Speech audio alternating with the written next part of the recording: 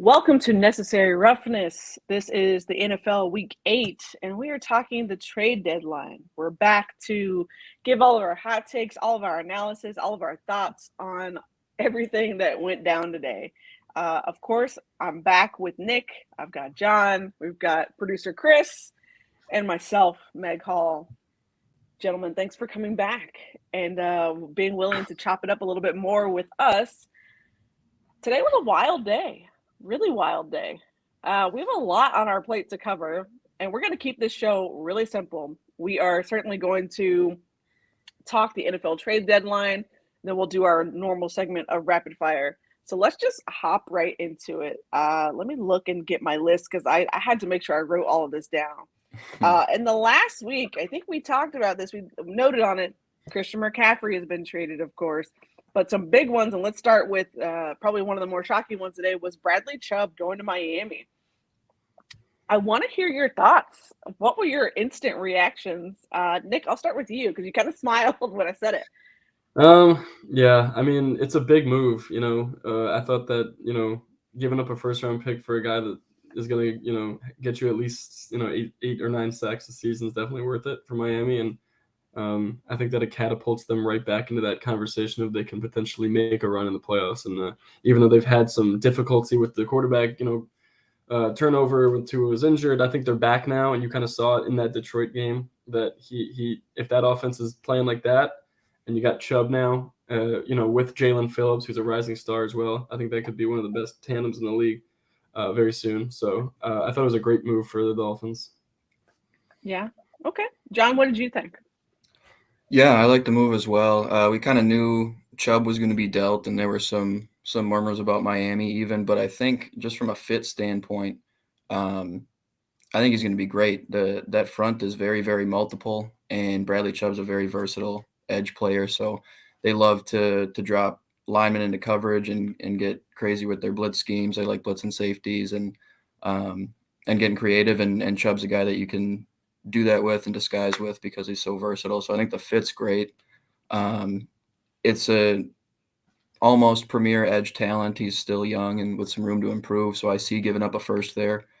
But it's also nice that they were able to give up or that they had a first to give up, and it was that San Fran first from the Trey Lance deal to move up in the draft to get him for San Francisco. So they're able to just flip that and come away with a really nice piece on the edge who could help him immediately and going forward. Last year of his rookie deal, so extension's coming.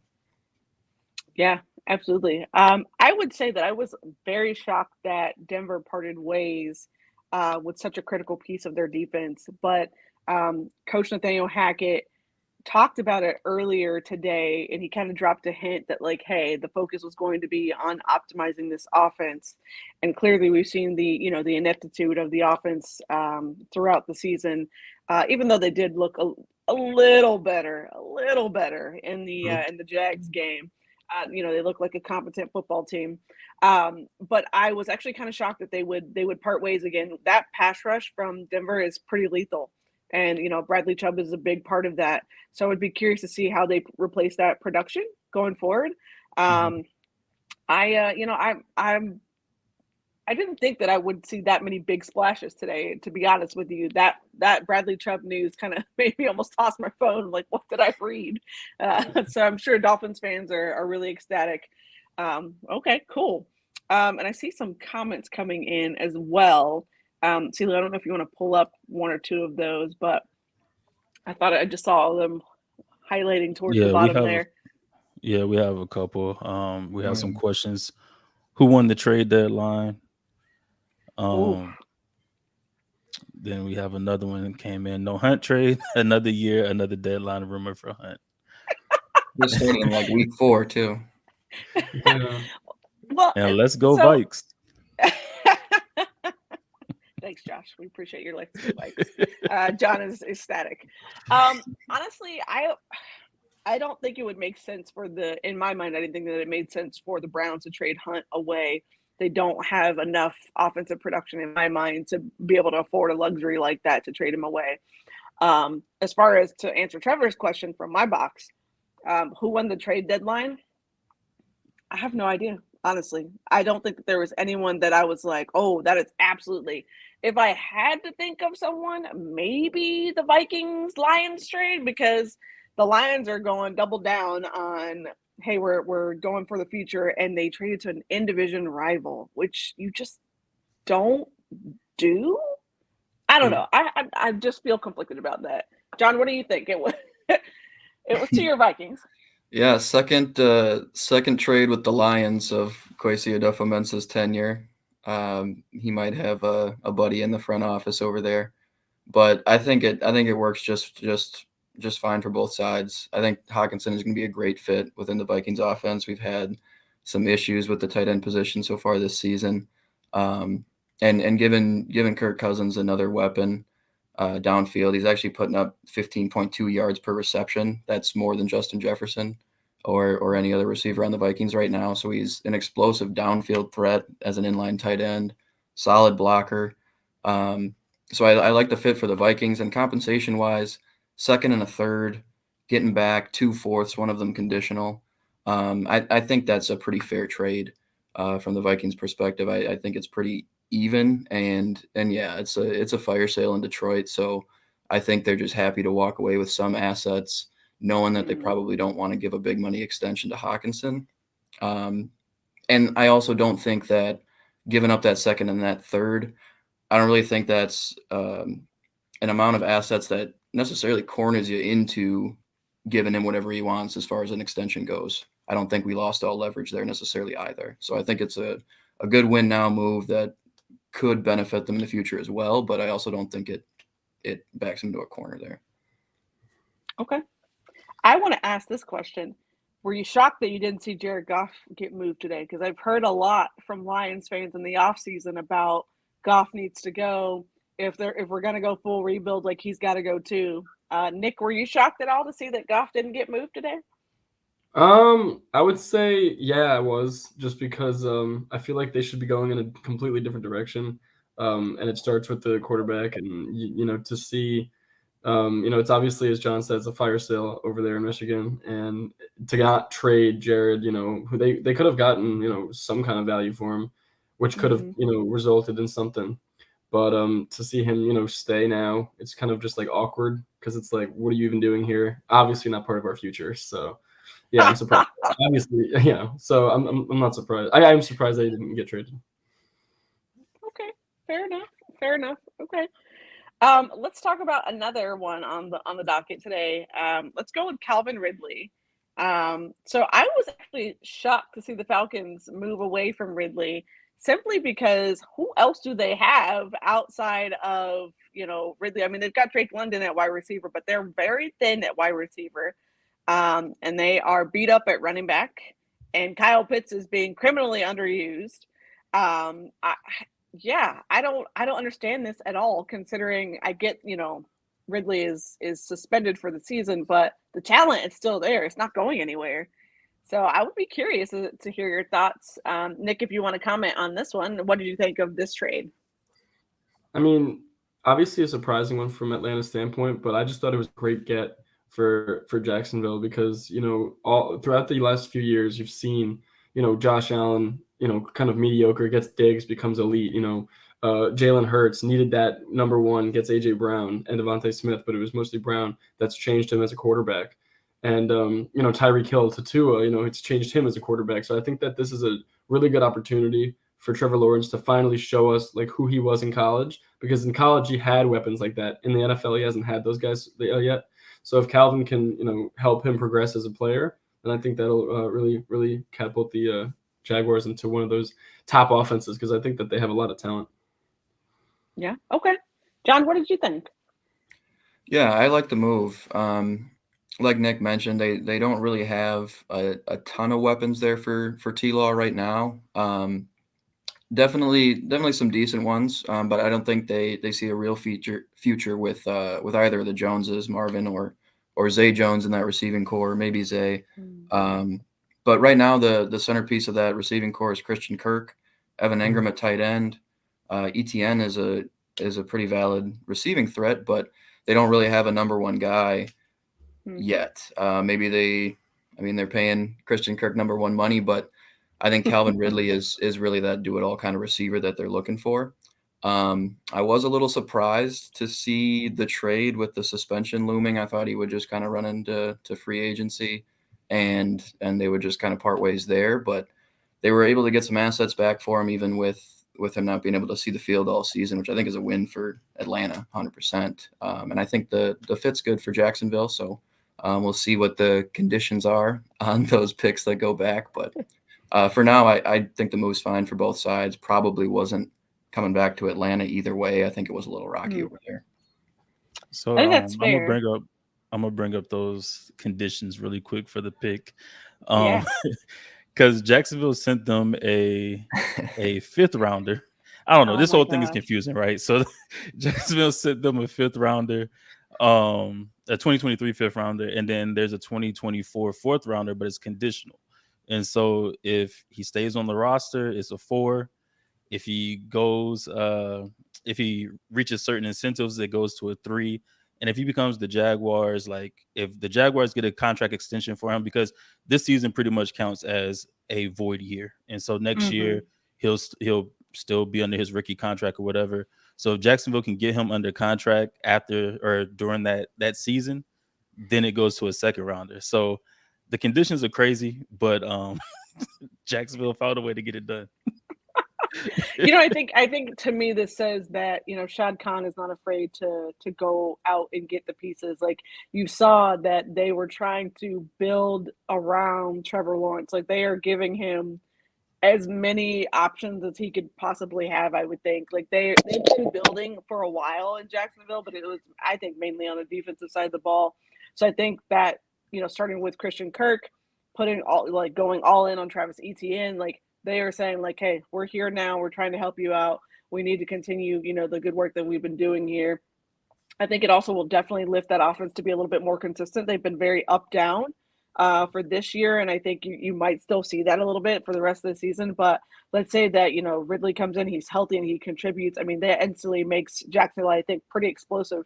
Ridley's able to stretch the field, do what he did in Atlanta, creating those big explosive plays, being a very nice, I guess you could say Robin to Christian Kirk's Batman, or vice versa, whichever you like. But I think that they've done a really good job here of trying to help out their team. Cool. All right, so that was a shorter summary than I was thinking, but all right. It was a weird trade because it was like the last person that anybody was thinking about. Yeah, and I think it's why we're all so quiet on it. I think we're like, I don't know how to feel about this. So I'm gonna It's tough to hold my thoughts for now. contextualize. Yeah, that's fair. That's completely fair. All right, so let's talk about a big one. Let's talk about Roquan Smith to Baltimore. I was not expecting this one at all.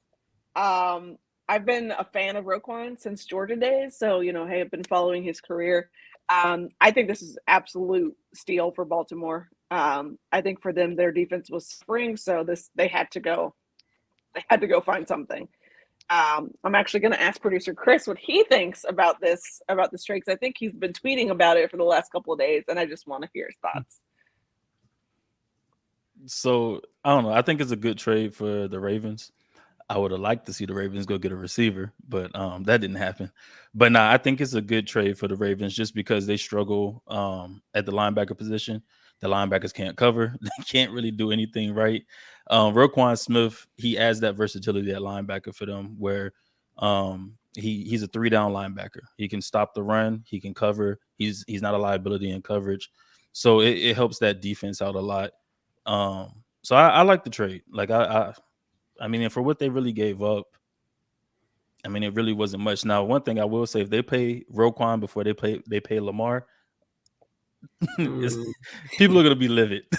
That's all I know. I think heads will roll if that happens. You've seen the last couple of weeks where even Lamar had that fan sign where he was like, pay him, and he signed it and then held it up. Yeah, like he's ready to get paid too. And Ravens fans have been talking all offseason about pay the man, like please, by all means. Yeah, I think the front office might have some questions to answer if they pay Roquan first. John, Nick, did you want to add? Yeah, no, I think that's a huge move for Baltimore. The second level of that defense has been an issue for a while. Now that Wink's out of there, it's a little less, let's blitz linebackers, let's blitz safeties because we don't want these guys out in coverage, and that's conducive to the scheme anyway.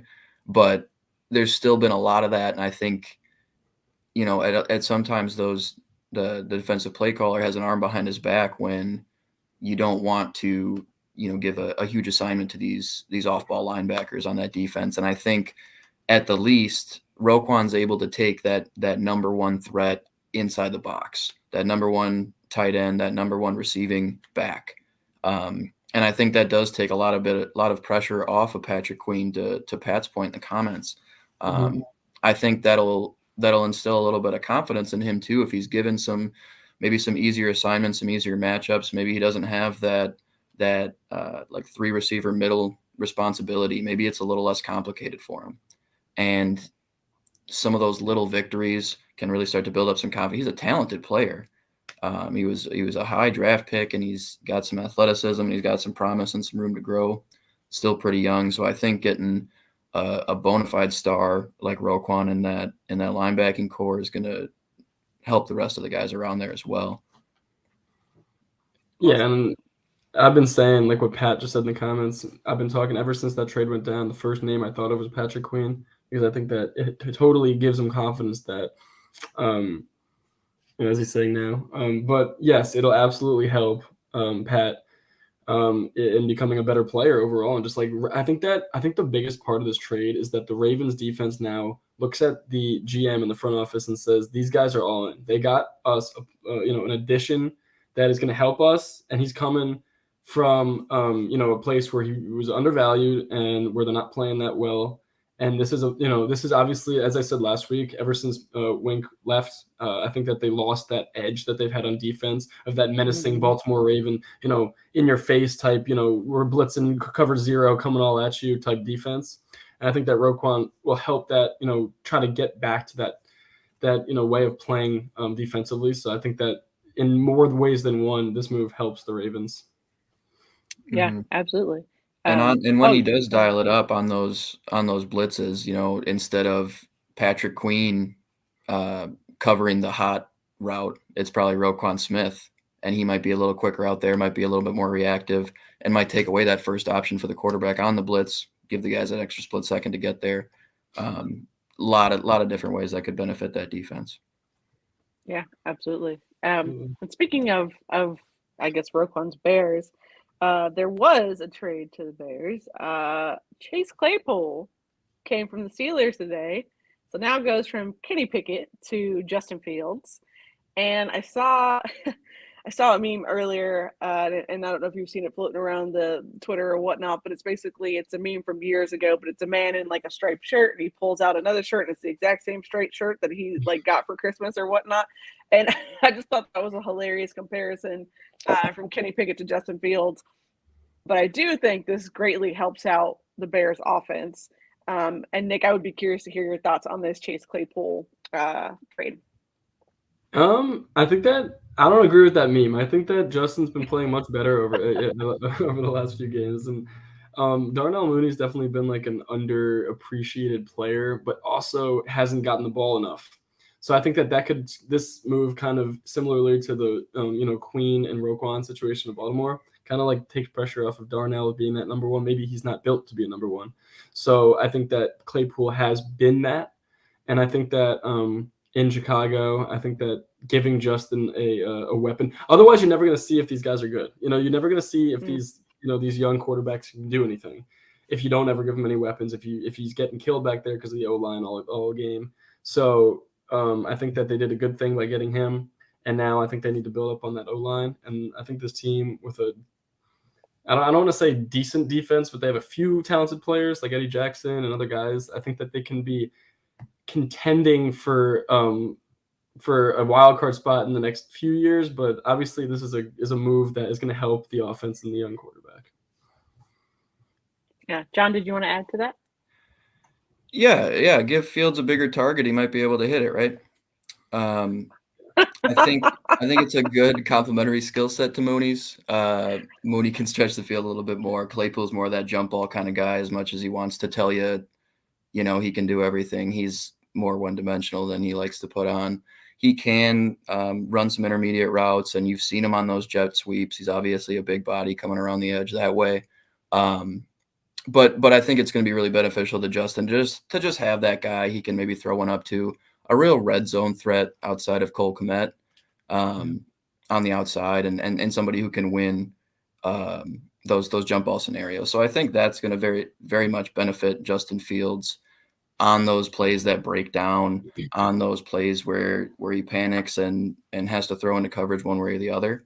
I think having a guy like that can really pay some dividends for them. A straight up second rounder, and their own second rounder, mind you. So that's going to be in the 30s. That's a little steep for me, but it's a guy I'm sure they intend to re-sign, and they intend to have as a running mate for Justin Fields, excuse me, going forward. So probably something they're comfortable with. Yeah, and I just think that for these young quarterbacks, like having the option of not having to throw a guy open all the time and like having to make throws where the guy is wide open in space. Claypool's a guy that can, as John just said, he can go up and get it, in the red zone, and he's got more than one option now. And I think that, it puts a lot of pressure on these young guys. Like I've seen it with Zach Wilson. I've seen it with Justin Fields, that they need to throw guys open all the time. And the guys aren't open. He tries to make a throw. It's picked or it's batted down. I think that Claypool's really going to help in that regard as well. Yeah, absolutely. And I saw all these comments that are coming in, and I think Chris is actually putting them up on the screen. So if you're listening, if you're watching, don't forget to like, comment, and subscribe. Join the madness down in the comments. I think there were some really good comments. I think there was one that Pat made, and it says, N'Keal Harry caught his first touchdown last week too. There it goes. If he can figure it out too, that wide receiver core is scary all of a sudden next year. Yeah, I mean, you're looking at N'Keal Harry hopefully put it together, but to be fair, Chase Claypool has not been himself like since his rookie season. So I think Claypool is kind of underwhelmingly produced. Like he's still producing, but not to this like I saw it today. Someone described him as like an alien his rookie year. Kind of, and that's the Chase Claypool that we kind of know him to be. So I'm hoping maybe he puts it together in Chicago. Fields is pretty desperate to have pieces around him, and I think that Chicago is trying to help it. Their young quarterback as well. And you've got to play to his strengths. You go get him, some young wide receivers who are quick and twitchy, who can stretch the field, who can get those big offensive plays for you. So I think that's really, really good to see. I think there was another question in there. I saw a question about the 49ers. Chris, can you bring up the comment? Yeah, so there's a couple of questions. Yeah, go for it. I want to bring up this one before we move off the trade talks. Here we go. It says, great show, gang. Will my boy Hines find a role in Buffalo? Oh, Kev. That's a sore spot for both me and Meg. But, yeah. All right. We can answer that question. Tax cuts for the rich. Yeah. I think the biggest thing is, yes, the rich get richer here. Buffalo absolutely gets a steal in Nyheim Hines. I tweeted about it earlier, but he's going to feast in this offense. He is explosive out in space. He's twitchy. I think he's also shifty too. He is a utility. He's a bowling ball, kind of with knives, so to speak. Running back, wide receiver, kick returner abilities. Yeah. Tell Buffalo, where do you want me to go? Like, that's basically where Hines, will have to be. I think for us, it is us doing Nyheim Hines a solid in saying, go get your ring. We know. Yeah, I know. I'm so sorry, Chris. But that's basically what it is. The Colts can say what they want, but it is waving the white flag. It is, hey, we can't do much more for you here. You're being underutilized, not only this season, but last season as well. We have no one else left to blame for, our ineptitude. Like, go be great. So that's my thoughts on it. As an analysis, I think as a fan, yeah, it makes my heart sad. Nyheim Hines is one of my favorites. He's just an all-around good guy. He's great in the locker room. He's great. If you've ever watched the Colts like post-game cameras, like he's fantastic. Always comes up with a big smile saying hi. Hey, we really, really like him.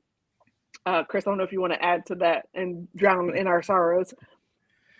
Yeah, so for the Bills, Naheem Hines he'll be great for the Bills. Just to piggyback off what Meg said, he'll be great for them.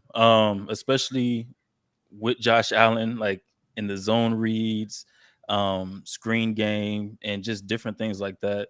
Naheem Hines is going to thrive, and not only that, he's on a team that's a legit Super Bowl contender.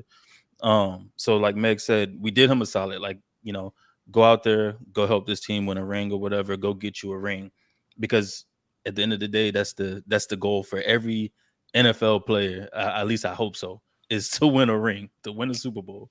That's the goal. So he's going to do good, and I will be rooting for him. I don't like the Bills, but I will be rooting for Naheem Hines to be successful over there in Buffalo, because he's a good guy, and he wanted to produce here in Indy. We just didn't use him properly. We didn't use him the way that we needed to. He's a punt returner. He can play receiver. He played it in college, and he can be your running back that you need him to be, especially on third down. So, Yep. Go get you one, man. Yeah, I mean, I would is also just say music to my ears right now. I mean, this is great. I mean, I don't know if you guys knew as Indie fans, but like whenever he punt returns, he says like, "If I die, I die. I don't care." I don't know if you know about that. yes, Yeah, we do. we know about it. That's an incredible like mindset to have back there, and that's exactly what you want to be, right?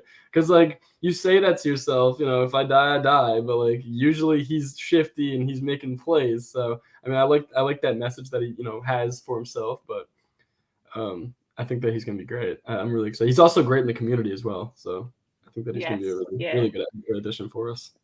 I would also say this: lost in the chaos of that trade is the fact that he's finally going to have stability at the quarterback position. He has not had that really in his time in Indianapolis. He's had, different quarterback every season he's been here. And that's tough. So I think, going from instability there to proven stability in Josh Allen in that offense is going to be a really big lift to his spirit. So I'm going to wish you well in every game that you play, except for whenever you play the Colts, and we'll go on from there. We won't have to worry about that because they're not playing us in the playoffs. So yeah, I mean, no, not now. Obviously, clearly, I'm not talking about now. We are who we think we are. But if we so happen to play each other in the following seasons, yeah, every game except for that game. So all right, I think we play you guys at home next year. Probably because I remember that we played in Indy in Josh's rookie year, which was 2018. So I think that next year we played Buffalo. We played in Buffalo last year. Yeah. Right. Yeah, that was the 5 touchdown game. Yeah, that game. Mm-hmm. I was there. So. Oh, so you remember? Great, fantastic. Yeah, I remember that one. Yeah. So we have another one from Ben. He's asking us to rate the Robert Quinn trade and Howie Roseman is a dog. Yes. I actually want to take this one. I think that this is a really good trade. If I'm gonna rate it, I don't know, maybe a grade. Is that what we're asking? I give this trade B+. I mean, I it's rare that I give trades like an A. Like it would have to be just an absolute steal. But what I think about is if you've ever been on Twitter, there is a kid. He's about 13 years old. His name is Giovanni. He's a massive Eagles fan. He was on at the Combine this year, and they interviewed him, and he said, "Howie, for the love of all is holy, go get me some defensive players." And I think that it just reminded me that like he knows Howie Roseman is a dog, and I think that if the children out of the mouth of babes can recognize that, then certainly the rest of us can as well. And I think again, this is a really great trade. I would give it a B+. What do you guys have? I'm right there. I might even go A-. It's just such a strength of that team already, the trenches on either side, and to just get stronger there and to continue to control the line of scrimmage is going to be a huge advantage, especially late in the season into January in the playoffs and beyond. But I mean, you think about the 2017 team, how deep they were on the edge, how fresh they were able to keep guys rushing the passer. This is reminiscent of that when you look at Quinn coming over, Josh Sweat, Javon Hargrave, Fletcher Cox, Jordan Davis on the inside, Hassan Reddick. they're gonna actually struggle sometimes with who to take off the field on pass rushing downs because they've got 4 hand in the dirt edge rushers who can really, really make a difference. Some of whom are extremely versatile as well. Hassan Reddick can be deployed a multitude of different ways. You've got gap eaters on the inside. You've got interior penetrators. I think just doubling down on that strength is a really cool strategy. And to the second point of that comment, I think Howie Roseman is the best GM of the last several years, especially as you kind of start to see these things unravel. And, if you look back to the Carson Wentz trade, that ended up being the pick that they used to get A.J. Brown. And they already had their replacement quarterback on the roster at that time. That's a good deal. That's a good deal. Now every time I hear it, my heart just like. It's a good deal. Wow. At least somebody knows how to hurts. have a replacement quarterback if your quarterback leaves or whatever. Hey, you're gonna get me started now. You're not talking down on the L-slinger already, are you, Chris? Oh nah. It's Sammy time. It's Sammy time. Okay. Yeah. Okay. Yosemite Sam. Yosemite Sam. There you go. Have some confidence. I got Quinn. I got the Quinn trade. I honestly have it as an A. I'm going on a limb. I think that, you know why? Because when they get into the dog days and they have 2 games against San Francisco potentially, Minnesota potentially, in Dallas potentially, you know who they're going up against, and the O-lines are great. So especially San Francisco. So to get a guy like Quinn, I think that solidifies that they're all in. I mean, of course they are, but it kind of like it puts them over the edge as the number 1 team in the NFC. And I think that same thing with Minnesota getting TJ Hawkinson. It solidifies we're all in. You guys might not be talking about us very much, but we made this trade.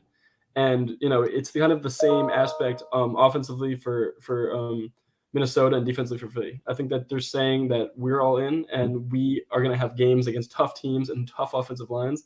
And we have dogs on our defense now. And adding somebody like Robert Quinn, who's been, a perennial Pro Bowler his entire career, basically, I think that just puts him over the top. Yeah, I think that's fair. It's good analysis there. There was one more comment, Chris, if you could bring it up. I think it's a question about the Niners, about the Christian McCaffrey trade. There it goes. Yeah, I saw it. Did the Niners give too much for Christian McCaffrey? John, go for it. No. We talked about it last week, and my take last week was in a vacuum, yeah, that's a tough price to make an argument for a running back. But I thought that the way Kyle Shanahan would use him would make that return on investment worthwhile. In particular, Kyle Shanahan. And he comes out in his first full game as a Niner. He throws for a touchdown, he catches a touchdown, and he runs for a touchdown. So I think you saw it right there. Was the price too high for Christian McCaffrey? Yes. But did the Niners give too much for Christian McCaffrey? No. Yeah. And I want to kind of comment on that too, because one of my homeboys, shout out to Young Heavy, he's a 49ers fan, and so he had posted something in one of the group chats today. The Niners have, I think, 9 2023 draft picks. So they just traded Jeff Wilson today as well to the Miami Dolphins. So they have a 3rd round comp. They have 2 3rd-round comp picks. They have a 5th round. They have another 5th round that they got from Miami for Jeff Wilson. Then they have a 5th round comp pick that they got from for DJ Jones, a 6th round comp pick for Arden Key, 2 7th round picks, or actually 3 7th round picks. One of them is a comp pick for Raheem Mostert. So they gave up the picks that they gave up for Christian McCaffrey, but they're not hurting for picks in next year's draft. They have 9 picks, between the 3rd and 7th round. And I mean, they have pretty much at least 2 picks in every round. They'll get another comp pick when D'Amico's an HC too. Yep. Then they'll get another comp pick for D'Amico Ryans. Yeah, I might be on the other side. And I think I said this last week too. It was just too much for my blood. As you can see, like a lot of the running backs who would have been traded, like James Robinson went for a 6th. Naheem goes for a conditional 5th that could be a 4th. I think that's the correct way I said it. Maybe it's the other way, 6th that could be a 5th. But either way, like nobody's going for multiple picks at this point. And I think, was it too much? Yes, for my blood. But to that point, I think I said it today in one of our group chats as well. Like, he looks fine in San Francisco's offense. He is thriving in San Francisco's offense. So you'll take that as long as it's continued. It's, consistent success. I think that Kyle Shanahan has said, you know what, I'm about to use you to all of your abilities, and we're going to open up this offense, a little bit more. I think that's really good considering the injury to Debo. And they've got to find other ways to kind of create the things that Debo does, and they can do that with Christian McCaffrey. I think that also is a really nice safety blanket for Jimmy G the rest of the way, and hopefully Trey Lance next season if he comes back. I think that they knew when they went to go get him that, hey, he would fit nicely here, and we can scheme up a lot of different things. So I think you'll live with, at the end of the day, I think they'll live obviously clearly with the trade, but for me is too rich for my blood. All right, so I want to talk a little bit more. There's a couple more that we did not get to. I think we've gotten to quite a few that we talked about. Hines. I think the other one that we had, and Chris, you might have to jump into there and see if I got all of these. I think we talked about Jeff Wilson, or we mentioned it very briefly. Mm-hmm. Oh, there we go. And William Jackson. Yes, I knew there was one more I had.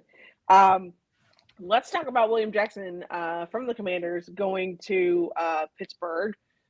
I guess, Nick, let's give me your thoughts. What did you think?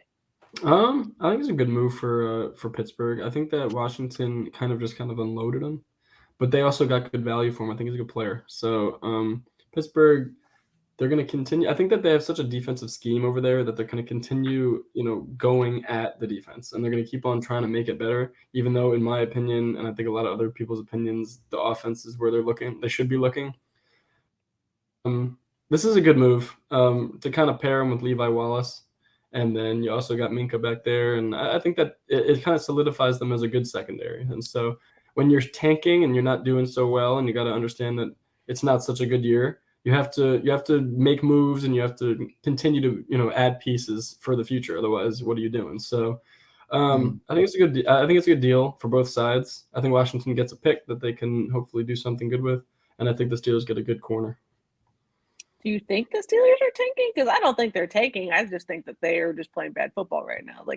Tomlin wouldn't tell you they're tanking, but And do you think the Steelers are getting a good corner, or? No, I'm just kidding. So he was really, really good in Cincy, and he was fine last year. He's been abhorrent this year, and I think that Washington was happy to just get off the cap number regardless.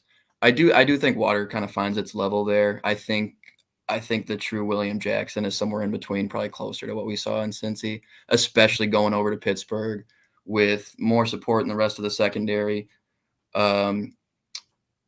Not necessarily in theory a stronger pass rush, but with the absence of guys like Chase Young from that D-line pretty consistently, I think he's going to have more help from that Pittsburgh pass rush as well. So I think you see William Jackson actually play a lot better in Pittsburgh too. I think Steelers could look back on this one as a bit of a steal, especially, kind of if he kind of finds his way back to the way he was playing before he got that big contract. Yeah, and also sometimes all you need is a change of scenery, and sometimes all you need is a change of culture. And I think the Steelers, as I said, so defensive reliant, heavy with Tomlin, that I think that he goes into that, he goes into that locker room, and Tomlin will hopefully do a lot of good things with him and the cornerback coaches. And Minka kind of tells him, hey, you haven't been playing well, but we know what kind of player you really are. So, let's get after it. And I think that he can become a player that we look as a steal in this trade. Yeah. Yeah, I think so.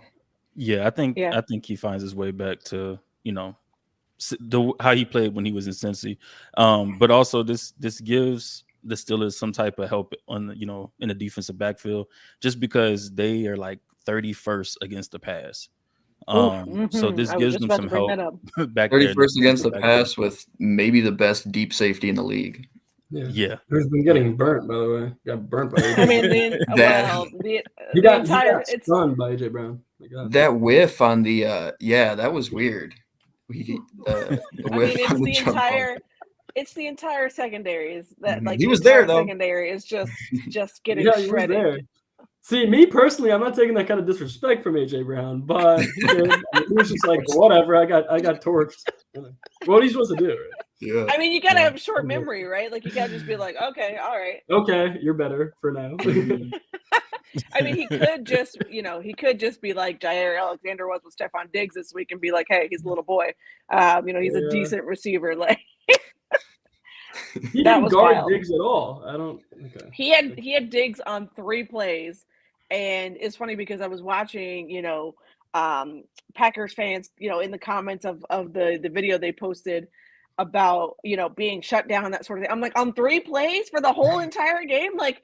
Have we lost Stephon Diggs in the madness? Because I'm pretty sure he just shredded your entire secondary for 100+ yards, like, and he got the win. Like, what are we talking about here? What are we talking about? Josh only threw for 220, and Diggs had 100. He had half of the yards he threw. Yes. Like, come on. And I think Jair would say stuff like that about JJ too. Even throw to him. So say that again, John. Oh, Jair will say stuff like that about Jefferson too. But then he won't really man him up all game. Well, that's not how you become interesting. a good player.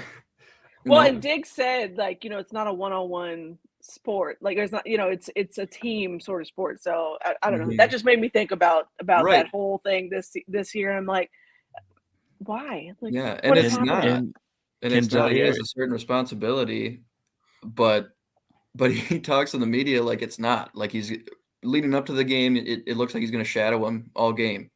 And right. That's how he talks about it. And then after the game, he talks about like he was on him all game. And he just didn't Jefferson go for almost 2? Didn't Jefferson almost go for like 200 yards against them? $184. yeah. A $184. Like, oh, some slight. Two teddies. Jair manned him up in the slot one time and got absolutely lost. So. I love how you said that with a straight face. You did. All right. Sorry to take us down a rabbit hole tangent, but that made me think about that a whole lot where, hey, if you like it, I love it. If you're going to be that confident, roll with it. Sure. All right. Chris, did I miss any other big trades from this week? Did we capture them all? Yeah, I don't think you missed any other, big ones. I mean, there was some in there. I don't know. I don't remember if we talked about James Robinson last week. I don't think we did, but we can cover that one real quickly as well because I want to leave some time for us to do picks at the end of this. But it's interesting, and I'm gonna bring this up for a reason. So first of all, shout out to Boom of Indie Intercept. So we had quite an interesting exchange with a Jags fan, Spody. If you follow Spody on Twitter, she's a very passionate Jags fan, super knowledgeable. So shout out to her. But her and Boom got into this heated debate about literally the day before James Robinson got traded about what was the value for Robinson. And she made the argument like, hey, he could go for a 4th round pick. And Boom nearly unraveled. He was like, are you serious right now? Like, no, he's not going for a 4th round pick. I'd give up a 6. And that unraveled Spody. So she was upset about that. They're going back and forth, literally back and forth for probably at least the better part of 30, 45 minutes on this topic, not to mention in a space. And then Robinson gets traded the next day for a 6th round pick that Boom literally called. So the reason I'm bringing that up is because it was a good example of fans valuing running backs a lot higher because obviously hey, you're in on that player, but the league is not as high on running backs now. You've got, other than Christian McCaffrey, that went for multiple picks. Like no other running back was traded for multiple picks. It was just one. So I think that, that says to the league, like, hey, we see a little bit of value in you. Like, this is all we're going to be willing to give up. Like, we're not giving up not only the picks, but plus the contract. So wanted to bring that back up here because I thought it was very interesting and a good, like, kind of lesson for us all to really kind of understand, like, yeah, you're not going to be giving up multiple picks unless you're the 49ers and you've got, a boatload of them for a running back. So, Mhm. any thoughts there, Nick, that you want to add? I mean, I think yeah, I agree with you. I think it's a good deal, though. I think that the Jets needed that. So I mean, obviously we saw the absence of Brees Hall last week because I think that they got away from running the football, and it obviously turned the entire complexion of the offense. And when I looked up, they were down more than 10 points to the Pats. That I think we all thought the Jets would win that game. And I think that the absence of Brees Hall makes a huge difference. We saw it right away. James Robinson's going to have to get acclimated with the offensive scheme, and obviously he wasn't. I don't know. I think he played, right? I don't even know because he didn't have a very big role, and I think he needs to have a bigger one if they're going to continue to play good defense and have this like identity of we're going to pound the rock. But I think that without Brees Hall, it's going to be much tougher for the Jets to do that. Yeah, absolutely. John, did you want to add anything? Not particularly there. I like the move. I also like leaving the door wide open for Travis Etienne. He started to really flash the last couple of games, and I think just kind of pivoting off of James Robinson, kind of getting rid of a guy who's had some injury trouble there, and letting Travis Etienne take that RB1 role, I think is going to benefit that offense long term. Getting him those reps, and 2-6 this season, I think seeing what you've got in that backfield with Lawrence and Etienne, kind of full throttle the rest of the season is a prudent way to go. I also wanted to touch on real quick, I think we sort of glossed over as well, the Jeff Wilson acquisition for Miami, but they actually also sent Chase Edmonds out in the Bradley Chubb deal. Their running back coach might only scout NFC West running backs, but another one comes over with Jeff Wilson to join Raheem Mostert, and Chase Edmonds leaves. But that running back room is always kind of interesting. It's always a lot of committee. And then they have that short passing game that sort of supplements a lot of the run game too. So that offense just stays interesting. I think Jeff Wilson might be a better pure runner than Chase Edmonds, which might be sort of where they were going with that. But that was another one I wanted to touch on as well, just because sort of an under-the-radar running back swap, but we've seen Jeff Wilson have some monster games when his line's blocking well.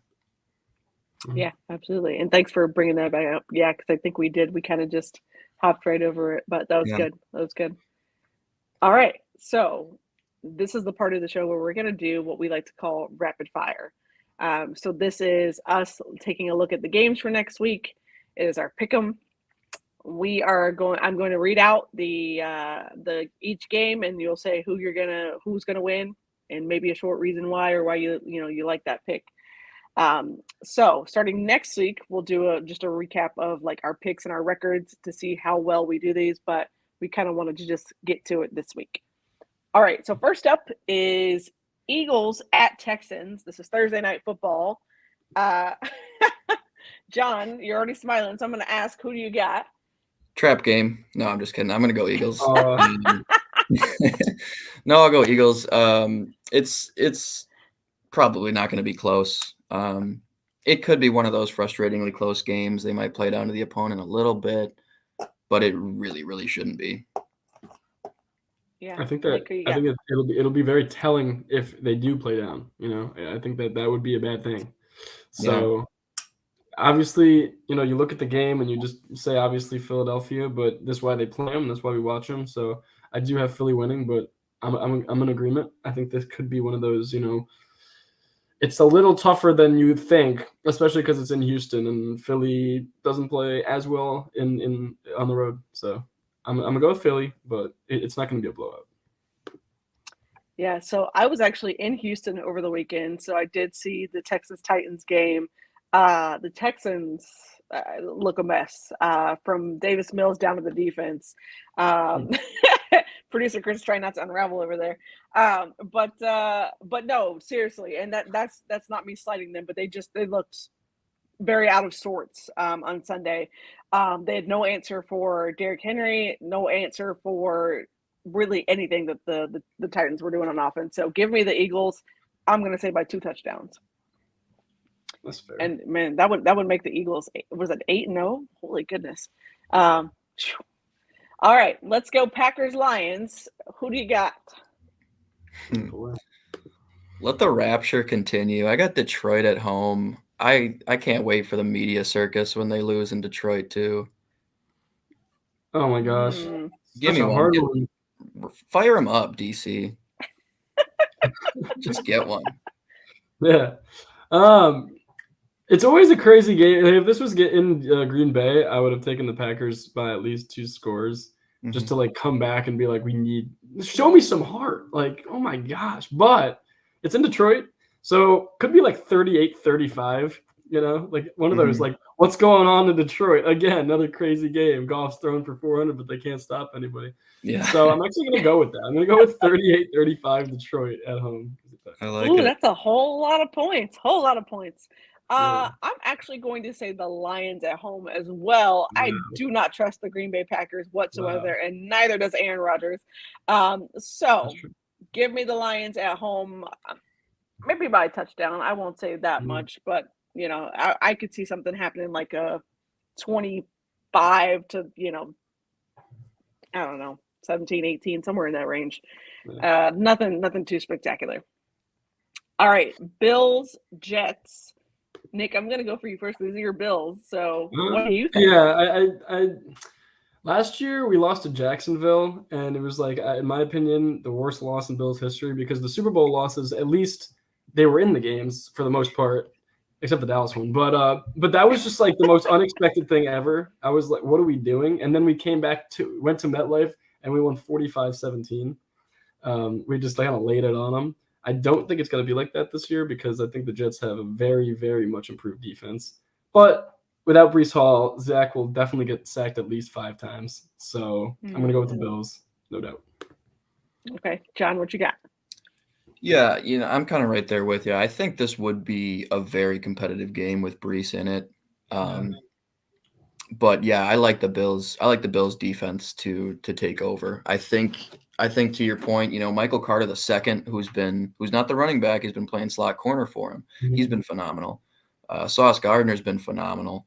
DJ Reed's been phenomenal. Their secondary's playing out of their mind. So I actually like the Jets to defensively to keep it pretty competitive, and maybe hold the Bills to fewer points than you'd think. I could see him turning Josh Allen over once or twice, but I don't think they're able to keep up on the scoreboard. I think it's probably, you know, 24-10 Buffalo. I could see it just really being a slugfest, but I don't once Josh scores twice, Zach's going to be like in shambles. So they're not going to be able to come from behind. Exactly. Yeah, it's like last week, kind of, I guess.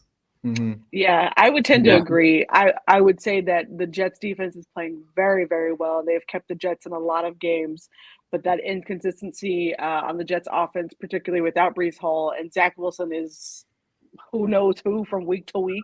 So yeah, I don't think that they have enough firepower to keep up with the Bills. So give me the Bills by 3 touchdowns. Actually, I think it's not. I don't think it's going to be close. The Bills are playing at a very high level. Maybe Nyheim Hines will get in the end zone. Who knows? Sorry, that'd be nice. Yeah, I'm still processing. Yeah, I know. All right, Panthers, Bengals. Who do you got in this one? Oh my God, I don't even know what's going on with these teams. The Bengals looked ridiculously bad against Cleveland. You know, it's one thing with Chase missing a little bit of time in that game, but man, it's tough to not bounce right back from that if you are going to be a real contender. And especially against a team like the Panthers, who in theory is reeling. They still have some pieces there. Clutched tightly onto Brian Burns all the way up until the trade deadline and hung on to him. You know, so they've still got some pieces. I think the defense still has some playmakers. PJ Walker, let's go. He's got the starting job, and you know, I could see him rolling with a little bit more momentum into this, but I gotta take the Bengals bouncing back. I think it could be close, and I could see it actually being a pretty electric game. But I like the Bengals to come out on top. They're just a better team. They're more experienced. As long as Zach Taylor doesn't shoot them all in their feet.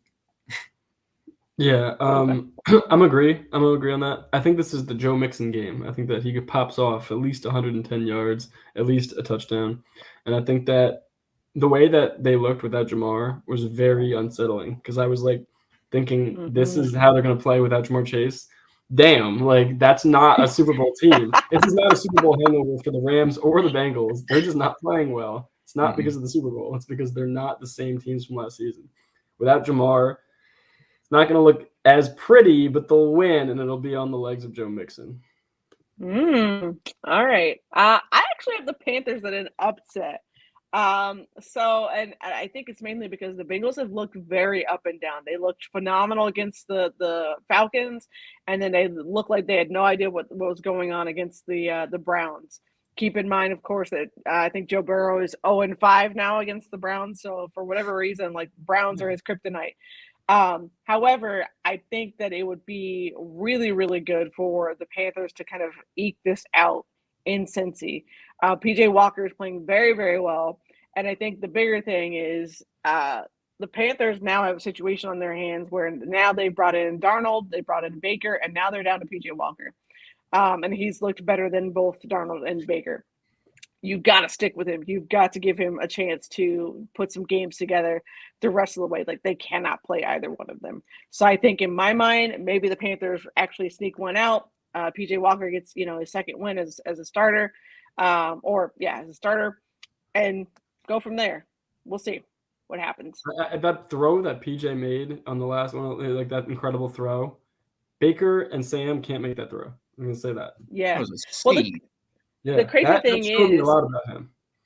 Well, yeah, and if you've been watching PJ Walker, like he used to be a Colt, so he was like cut, added back, I don't know, like 6 times from the Colts. Finally cut again, goes to the XFL, comes back to the NFL, and is now playing very well. Like he's always had some really good flash to him. I think the bigger thing was could he be consistent? And so now we get this chance to see whether he's going to do that. So I'm rooting for you, PJ. Go for it.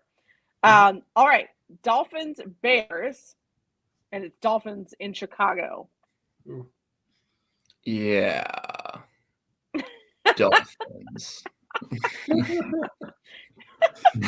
Enough said. Yeah. I don't know. It's so weird with this team. Why are they always so close with the bad teams? And then Tyreek over the top. They win. I don't know. It's weird. I think this is finally the game where they like blow a team out because I don't even think they've done that this year. They need to blow out Chicago, and they got blown out last week, like by Dallas by 20. They give up 1 million points. I think that watching their defense do that now they don't have Roquan. I got Miami big for the first time all year. They're going to win by a lot. Okay, I have Miami as well. I don't know about big, but maybe Miami by a touchdown. I would be curious to see if the Bears actually show some fight this week. We'll see. They laid down pretty easy for Dallas. Yeah, if I'm Miami, I'm just running mesh all day, just dual crossers right over the middle. Who else do you guys have? Who's going to stop that? That works against every team in the league, I think. Yeah, if you got Waddle. They have 2 number ones. I don't think any other team has that. 2 guys running a 4-2 something. Yeah. Fair enough. All right. Colts at Patriots. Producer Chris, I don't know if you're back there or not. But there he goes. Would you love to give your thoughts on this one? I'd love to hear your riveting analysis. I got the Colts. It's Sammy time. We would have won the game last week against the Commanders, but things were unfortunate. But yeah, Colts are winning this week against the Patriots. I know the Patriots trying to get their get back from what happened last year, but yeah, I'm taking us. Okay. Patriots don't really look that good. They're not impressive to me. No. I mean, we don't either, but still. I was about to say 2 teams of AFC mid. This is a face-off of AFC mid team. Wow. Frank Reich is taking over the play calling duties, so offense is going to look totally different than with Marcus Brady. Phenomenal. So they say. All right, Nick, who you got? I'm gonna go with Indy as well. This is the first.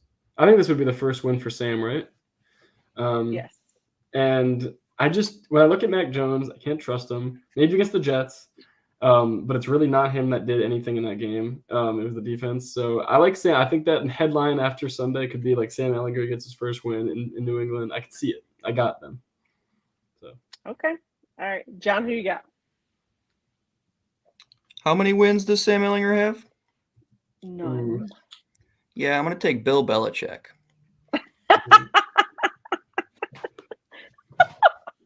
Thank you. Fair analysis. That's great. I actually have the Colts in this one as well, for the simple fact that the Patriots just don't know what is happening right now. Mac Jones has looked very up and down. I think also that Sam would like to have a couple of those plays back from the Commanders game. He did play fairly well, given the circumstances, but you'd like to have, the drop back from Mike Pittman. He missed a couple of throws late down the stretch where we had a couple of people open. But overall, I thought he played really well, and this is the second week for him to continue that. I think where we might suffer a little bit is you don't have Hines, but to the point, Deion Jackson is now it's his time to shine. And his comp in my mind is Hines. Like, he can do some of those same things. So if they're able to put him in some of those same positions and actually create the running lanes for both Deion and for JT, I think that you could actually come out with a win in New England, which I know is like unheard of for the Colts. We usually don't win in that place. But hey, why not? At this point, whatever happens the rest of the season. That's kind of where I'm at. That's when they had Brady, to be fair. I mean, to be fair, yes. I think I can count on like one hand how many times we've actually won in Foxborough. But this is a different Patriots team, and different Colts team much too. different. All right, Chargers Falcons, and I actually want to pause there before I get you guys. Side note: the Falcons Panthers game was absolutely bananas. I think there was a comment. I might have seen it there as well. But that game was absolutely insane, and the fact that the Falcons tried to give that game away was also equally as insane to me. So I just thought I had to throw that out there. All right, Chargers Falcons. Who you got, Nick, and why? Damn, this is tough because every game is tough because you can see both things happening. Herbert struggling, Herbert throwing for 300. So it's like, and Atlanta's really fighting. I think they're playing really well this year. I'm really impressed. So I'm going to give them some respect here. I don't think the Chargers are all that. I don't think that their roster, I mean, they've been so depleted. It's just not gone the way that they've wanted it to this year. And so I think I'm going to give Atlanta some respect here and take them at home. Okay. All right. John, what you got? I'm actually with you there. I think Arthur Smith has these guys humming, and the offense is starting to come around.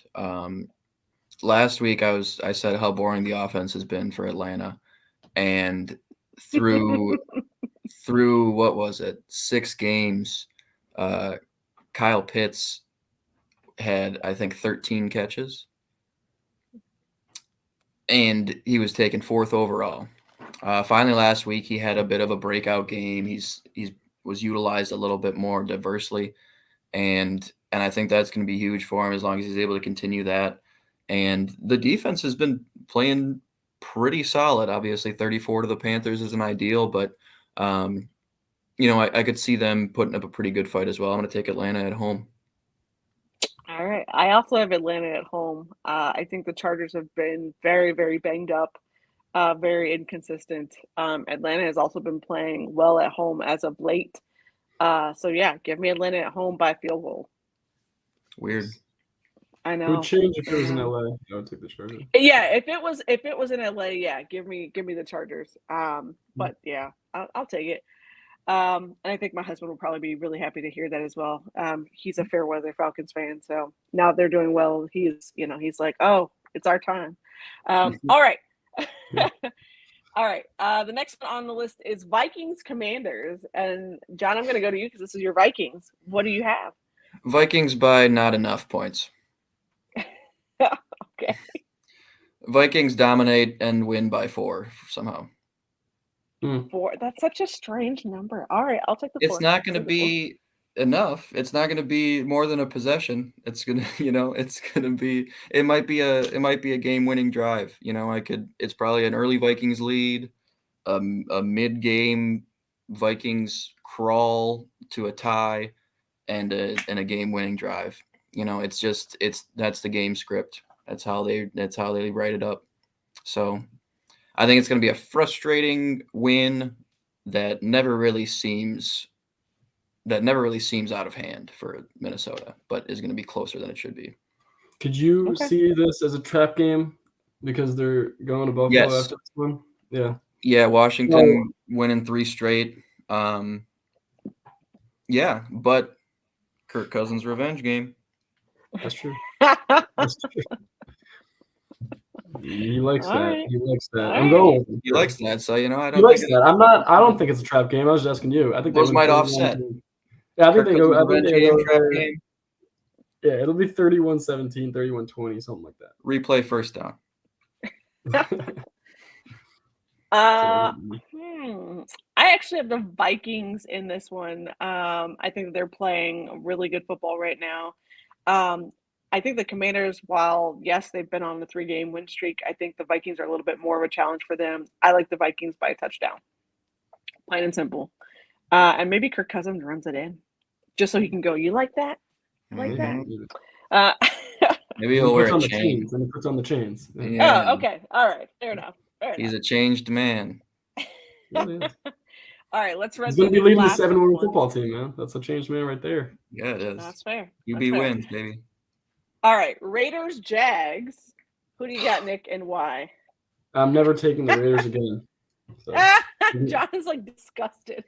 I lost my fantasy game last week because Devontae Adams had 1 point, if that. No, okay. Same. 0.8 points. I'm not taking the Raiders for the rest of the season. So just lose, baby. Let's go Jags. John, are you feeling the same way? You got the Jags as well? Yeah, as hard as the Jags try to lose, the Raiders I don't think are going to let them. I think this is a game in which Trevor Lawrence finally starts to convert inside the red area. I mean, they've been fine between the 20s, but in the red zone and at the end of games, they've been terrible, and I don't know why. But I think the Raiders have been more terrible, and I think that'll continue. Derek Carr has been fine, but it's nowhere near the leap I think people thought that he was going to take, having his old Fresno State buddy back, and the weapons they have around there. Waller's been criminally underutilized. And injured. It's bad. He's been in it, and now he's out. Josh McDaniels is not a good head coach. Go be an OC somewhere. Call it in. Just tank. Yep. By the way, there's a stat I saw for the Vegas Raiders last week. They didn't pass midfield until 2 minutes left in the fourth quarter. Oh my gosh! Oh, and today's NFL, I don't even know how that's possible, but it happened. So. Yeah. All right. I have the Jags as well. I think that they played fairly decently against the Broncos. Obviously, they might like to have back some of those bigger boom plays they had. Judy, I think it was Hamler and Dulcich kind of carved them up a little bit.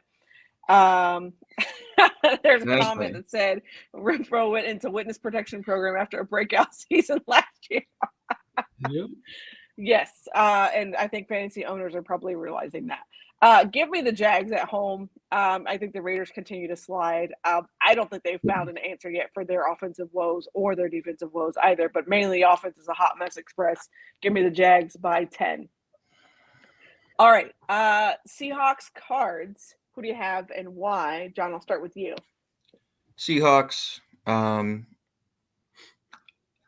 think the Cardinals are still terrible. Hopkins had a bit of an enhanced performance last week. Nudge, nudge. But they're going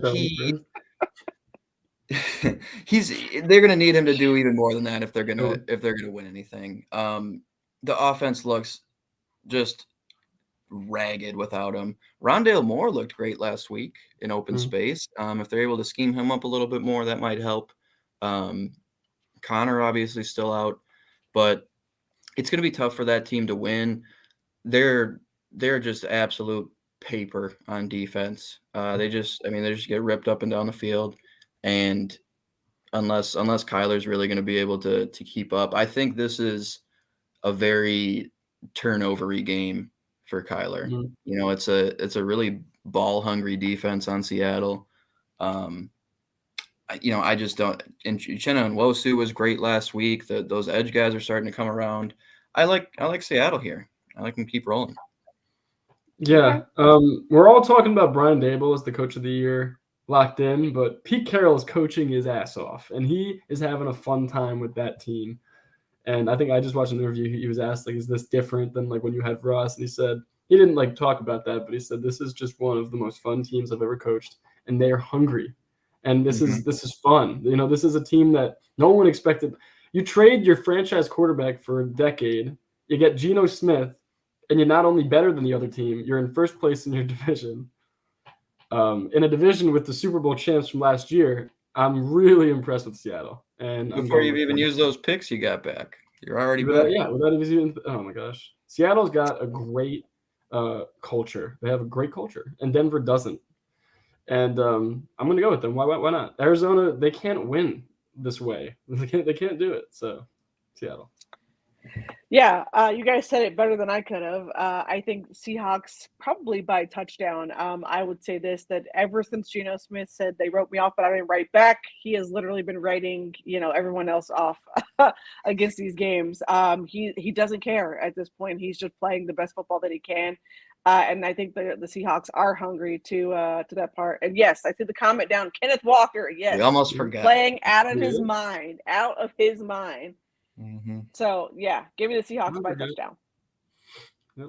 All right, we got 3 more to get through. So Rams, Bucks. I'm actually going to start this one, just if you guys don't mind. I don't know who looks worse, and I'm going to say the Bucks just simply because what is happening. I'll say this: I think Tom Brady should have stayed retired because it just he looks lost out there. The Bucks look lost. The injuries alone that started piling up at the beginning of the season were enough for me to be like, absolutely not. Like, I'm not playing here. And I get it. Brady's passionate. He wants to continue. I don't know what he feels like he has to continue to prove, but he's trying to prove something. To me, it's not working. Still, I got the Rams over the Bucks by a touchdown, or by field goal. We'll say by 3. What you got, Nick? Yeah, I just without Cooper Kupp, I can't trust Matt Stafford finding anybody. I thought that last week could be the Allen Robinson breakout game, and it still was not. Like, I just think they don't have a good connection. And when a guy like Allen Robinson goes to a team like the Rams, you see it like they're going to have a great connection. It's in the organization, and it's like within the players to do that, and they haven't. So without Cooper Kupp as number one guy, and the weirdness of what's going on with Cam Akers and all this, I took the Bucks last week because I thought they got to get on the right track. They didn't. I'm going to take them again. I'm going to keep on doing this because I trust Tom more than a Matt Stafford, Cooper Kupp-less Matt Stafford. Fair enough. Yeah. Okay. Yeah, I think the Cooper Kupp absence outweighs any of those on the Tampa Bay side. This is not a pick because I'm high on Tampa Bay. It's because I'm equally low on the Rams. I think this is going to look a lot like the Green Bay Tampa game. I think this is, 16-10, 14-10. It's going to be ugly, and it's going to be a defensive game. I think there's going to be a lot of pressure on both quarterbacks. And Tom Brady's just going to get it out a little bit quicker, I think. I think it's probably one drive that really makes the difference. It's probably a field goal fest, and I think the Bucks get into the end zone and the Rams don't. Could you ever think you're going to say that before the season started? I mean, unbelievable. No, not at all. Not NFC divisional game rematch. Yeah, this is a lot of people's like NFC championship pick. Bucks Rams. I guess also Tampa's at home, so you get that home field advantage as well. Raymond James. I guess if you like it, I love it. All right.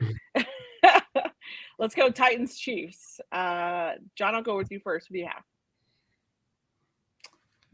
It feels like an inexplicable Titans win just because of how the last few years have gone. But I think this is the year they kind of table off. Chiefs at Arrowhead, they've looked unstoppable. Titans are kind of coming around. They're on a bit of a streak here now, but I don't think they're going to be able to punch above their weight for much longer. It is a defense that's a little bit vulnerable to what the Titans displayed last week. But it's a team that's going to come back with points on the other end. You're not going to beat the Chiefs putting up 17 and grinding Derrick Henry up and down the field. It's just not going to happen. Give Mahomes 9 minutes of time of possession all game. He'll probably put 30 on you. It's going to be a different game. So I like the Chiefs here. Just too much to handle. Yeah, I completely agree. I don't think the Titans have enough firepower to compete. I don't know if it's still Tannehill's still out, and if he is, very, very easy pick. Kansas City Chiefs, as John just said, he could throw 18 passes, but they could go for 290 and 4 touchdowns. And I think that even though the Tennessee is going to probably control the clock because they have the king, I still think that the Chiefs are going to. The Chiefs are going to do what the Houston Texans could not. The Chiefs are going to do. They're going to eyeball on Derrick Henry all week in practice, and they're going to be ready for him to come at them because it's that Andy Reid is going to have, and Spags is going to have this mindset of beat us with this young quarterback's arm. Do it. And I don't think they can. So they're going to keep on trying Derrick Henry, and even if he gets a lot of yards in 80 to 100, it doesn't matter because the Chiefs are the Chiefs, and they're the second and third best team in the league. So Chiefs. Fair enough.